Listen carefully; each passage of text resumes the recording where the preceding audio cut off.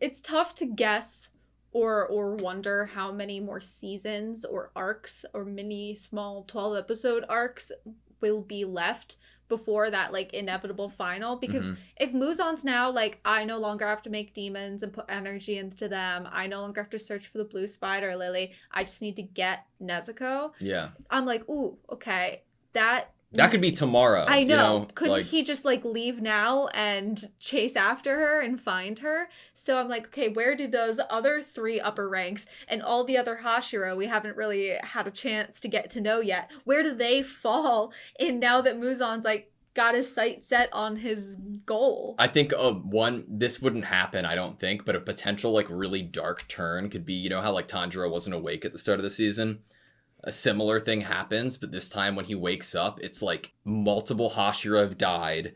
They've all been protecting Tanjiro and Nezuko from Muzan's full force attack, and they've just been trying to like protect Tanjiro as long as possible while he's asleep, and Nezuko as long as she's asleep. And it's like this like fucking crazy brutal M-rated time skip, and like dead, you know, Tengen Uzui came out of retirement dead, like you know. I definitely see some actual maybe realistic idea in there of a possible end to the narrative where all of the Hashira, because we had that time period where we were presented in front of the Hashira, and Nezuko's, you know, box gets stolen by Genya's brother, and then the master reads the letter about Giyu, and, you know, so because we got that, and that whole idea that at that time, all the Hashira were like, get rid of this demon, and then we get Rengoku, and then we get Tengen, and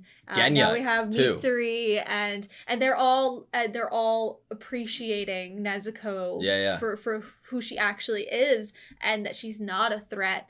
And then what we'd get as the next step would be, or the very end step would be, people that had first perceived her as so much of a threat that we shouldn't even give it a chance are then going to lay their lives on the line in order to protect her. If she's what Muzan calls the chosen demon, then I could see a time and a place where Hashira that we have would die. Well, it's great because it's not even up to them, right? Like if the Hashira or the master is privy to the information that this is what Muzan needs, then they're going to either do one of 2 things. Listen to the master and say, okay, I need to I need to make sure he does not get this. Or they're going to be like, let's kill Nezuko until Muzan can get to her. So obviously I 100% believe the master is going to know about this, because I know the letter was sent to Tanjiro, but master knows of Lady Tomoyo. Yeah, but she didn't say anything about Muzan's intentions, just about the son. I think so the master master could put pieces together. Yeah, connect the dots there. Of like, oh, maybe Nezuko might end up being a special demon. Wouldn't that interest Muzan? He'll come for you. Yeah, I see that. Dude, I really love Genya. Like, he is so fucking cool, and I love that his demon ability had to go away because he caught on fire from fucking exploding blood. Nice, yes. I loved that. I love that potentially one of the reasons that the Wind Hashira will end up giving Nezuko a chance is because his brother Genya knows Nezuko now and has seen all of this go down and has fought alongside. Nezuko helped save Genya a couple times, you know? Or at least keep him alive a little bit. We just don't know what their relationship as brothers is like, because we get that scene, I think, in this season when Genya goes to, I think, find his weapon in a workshop at night, and he's thinking about his brother, and I think, like, proving to his brother that he should be or deserves to be in the Demon Slayers. So Wind Hashira, I think, is the only question mark for me. He's definitely going to be the hardest to convince of anything, probably. Yeah. Sorry, Snake Hashira, but Tengen told you, and Mitsuri's now going to be telling you, so I think you need to give Tanjiro a chance. Definitely. I have a question for you. Season 1, 2, and 3. What are your thoughts on Season 3 compared to Season 1 and Season 2? I can go first if you'd like. Yeah, go first. That's a good question. So, I think that Season 1 was perfect. it was one of the best establishing first seasons of an anime that I've ever seen. That made it so that season 2 could fly, right? Mm-hmm. It ran so season 2 could take off. Yeah. And season 2, I think, was the best animated season of an anime I have ever seen in my life, even though the 11 or 12 episode cap because of the retelling with Mugen Train. And I think that it's storytelling during a fight, as in like so like not actual written storytelling, but this is gonna sound like a lame comparison, but like in WWE, like in wrestling, right? You're telling a story during a match and a fight. And like that's like well known in the industry, and you have to have its ups and downs. Different things need to occur, different weapons need to come out, and that's what season 2 had as well with its animation. Because I know some people who only think that it succeeded for its animation and was so praised because of its animation, but I think that its storytelling during that fight was one of the best I've ever seen during a fight. Season 3, I think that whereas it didn't have the main, let's spend the entire season focused on like the actual specifics of the battle and like lean into that animation heavy. This season did a lot more in like bearing the weight of story. This season had so much to tell in terms of lineage, what importance Tanjiro actually has, what the other Hashira are capable of, and why they had like the terms, like their marks and everything, and getting us into a potential like seat for what's to come in the form of a finale. This was extraordinary. Like, especially this finale, if this was 2 22-minute episodes, I don't think I would have liked it as much. I think that this ending with on Crunchyroll, it's 51 minutes or 52 minutes, right? Yeah. I imagine that it's closer to 70, 75 when it aired because of commercials, but I thought that it was amazing and it did a great job conveying the story, and it put us in a really good spot going forward to hopefully finish out an amazing show and story, which is hard to do. Yeah, I think for me, obviously, they're so different. Season 2 specifically was kind of just like us getting our bearings, I guess, as like fighting tough opponents. After Rui, we were like, oh, now we're actually getting like a harder gig, a possible bigger job that is almost the possibility of more people and more casualties involved. Yeah. That there's a pressure and also a responsibility there that we're now being given because through season 1 you see us get stronger and make friends and also have everyone kind of let Nezuko stay alive. There was a lot of like setting things up and setting relationships up and then starting training your bodies, getting stronger, getting better. And season 2 was like, okay, now you're being like trusted with this like really big mission. And it stands very different. It was an awesome fight because what it was a very big mission, and Gyutaro and Daki were really impressive, but you get them, but none of that there was no real inklings of like more secrets about Muzan. I think if anything, we get at the end Master bringing up that he's a part of Muzan's family, and I think that's when you get a little bit of like plot narrative lore. Hints are much different and much easier to do than actual facts of a story. So I like what you're saying about like this season setting the stage for an upcoming sequence of ending the story, whether that's like a few seasons that will take up, that finishing off of the story. I don't know, but it's like it's the beginning of the end almost is being marked by this season. Beginning of the end of the story. And that's now we really know, hard to do. Yeah, and because we know Muzan's goal now has shifted because he realizes Nezuko's potential and that Nezuko's been what he's looking for. Yeah. So we're in more danger now. Where he was already sending people after Tanjiro and being look out for the kid with the Hanafuda earrings. But now Muzan's gonna probably get directly involved, or at least send demons more directly after Tanjiro and Nezuko.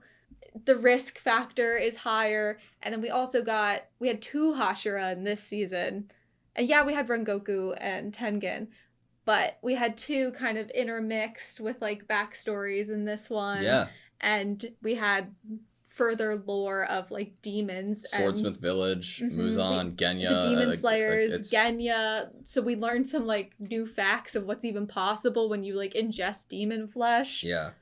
It's, I think that like, like the first 2 seasons, I imagine, of any show, right, depending, I guess, on like how long of a story you're trying to tell, but the first half of whatever story you're trying to tell, I imagine, has a lot less pressure than the second half. You know, I think that once you're trying to tie up a story, then you are making choices and decisions where other people, instead of having the facts and decisions that you've made, are speculating and have ideas and can have an infinite number of ideas that go left, right, and everywhere in between. And once you say what is happening in your story, then you're solidifying a fact, and that's bound to make some people upset.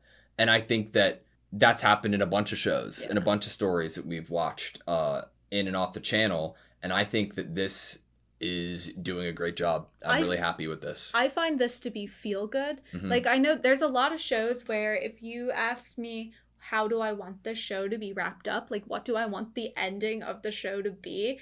I would have a hard time answering that question because I'd be like, ooh, there's so many different ways it could go. And I don't know what the author's intentions are. But for this, I almost feel like so comfortable in it. Like, it's such a feel good Sunday show that you just want to enjoy, and it's entertaining and it's fun and the characters are lovable, that I almost feel comfort in the idea that at the end of the day, the end of this series, Tanjiro and Nezuko are gonna kill Muzan. Like, that's how I feel. This is one of my favorite series to watch, but like hands down. It's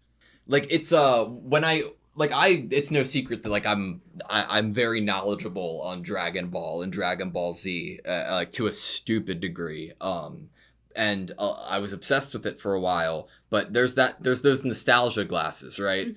That when you go back and look at it and you're watching the pacing and the animation and like how unbearable a lot of that is, and that's just one example, right? There are tons of shows that I think that you could make that comparison to.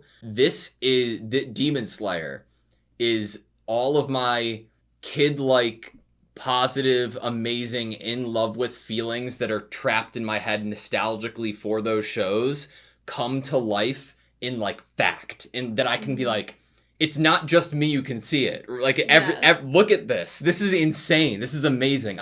I'm a little scared, like, that I don't know how other people are thinking about this season of Demon Slayer, and I hope to God that that people aren't, like, upset or like oh, the animation was better, and the animation was beautiful this season, and the story was great, and so like in line with Demon Slayer's first 2 seasons, that I hope that it gets the praise I think it deserves. That I guess I think Tanjiro is a comfort character for the child, the youthful child inside of me. It makes me feel like a kid again. That's really lame to say, but it really does. Like, Tanjiro is this comfort character that I feel like to watch Demon Slayer, you are happy, you're having fun, you're entertained, you're relieved. In distress, you're watching people get murdered.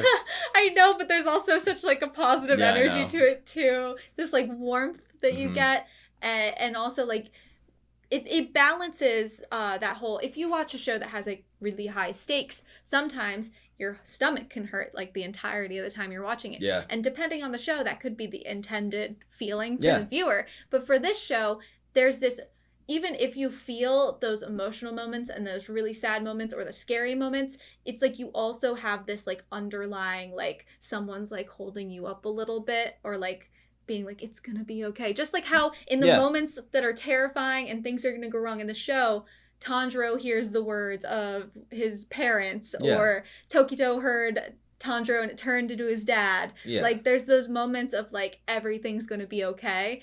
And this is like a comfort show. It reminds me of like, so There was a very big moment in a show called Mob Psycho in the second season that I think some people were upset with the decision that they made to go a certain direction and not the other. Do you know what I'm alluding to or talking about? I don't want to get into specifics. I think so, yes. But I'd like to say in reference to that that's not the kind of show Mob Psycho ever was or wanted to be or ever wanted to be written to be. And in that same vein, I think Demon Slayer is is the same. Like Demon Slayer knows what it is. Yeah. And it's going to be unapologetically Demon Slayer. Mm-hmm. And I am so goddamn here for it. And I'm loving how the story's going. I love the show, man. I agree. We have this compilation video that Anna's been working on of like all our top moments or like most hype moments in the first 2 seasons at the moment. And it is so much fun to look back at because this is like how we started the channel. Like this is our first show that we watched, and we watched it in dub at first too, which is just weird to think about because we thought that was a good idea. For some reason, I thought that was a good idea, but I was wrong. But it's just this show means so much. We were new. Yeah, we didn't know what we were doing. I've always loved the show. Mm-hmm. You can in watching back as I've been like slowly making this little compilation. It's not even little. It's not little. Long. It's long. I think doing that before leading up to the finale of season 3 has reinvigorated this idea within me of like, wow, this show is so fun. Because I got to watch all of the moments where we were like, this episode's over, and we would like be like throwing our hands up in the air and how like into fights we were getting, and it was like really nostalgic to watch like us watch myself watching Demon Slayer for the first time. All right, that's all I have. I can't wait for next season. There's probably, trailer. I don't know if a new season's even like in the works or if they're even talking about it. Is it gonna get another season? That'd be crazy to me. That would be so crazy to me. This is where Demon Slayer ends. We learned how Muzan became a demon. Continued. Yeah. All right. Thank you guys so much for watching this video. I don't want this to end. Please like, comment, and subscribe, and we hope to see you next time.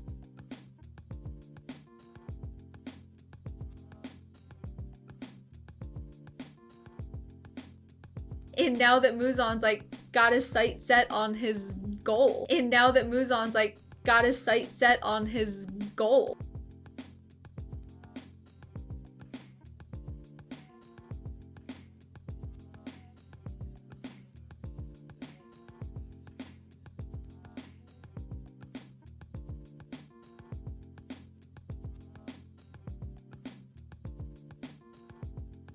And now that Muzan's like got his sight set on his goal.